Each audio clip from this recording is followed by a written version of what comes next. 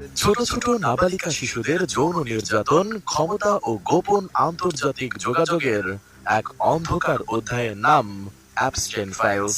যুক্তরাষ্ট্রের কুখ্যাত যৌন অপরাধী জেফ্রি অ্যাপস্টেনের সঙ্গে সম্পর্কিত বিপুল সংখ্যক নথি প্রকাশের পর বিশ্বজুড়ে নতুন করে আলোচনা শুরু হয়েছে।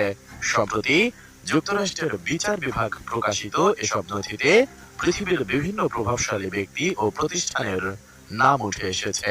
সেই তালিকায় দেখা গেছে ক্ষমতাচ্যুত সাবেক প্রধানমন্ত্রী শেখ হাসিনার নামও। এছাড়া পাওয়া গেছে বিএনপি নেতা ব্যবসায়ী আব্দুল আওয়াল মিন্টুর নাম।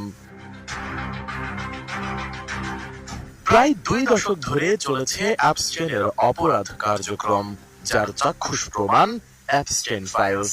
নতুন এই নথিতে গত 30 জানুয়ারি যুক্তরাষ্ট্রের বিচার বিভাগের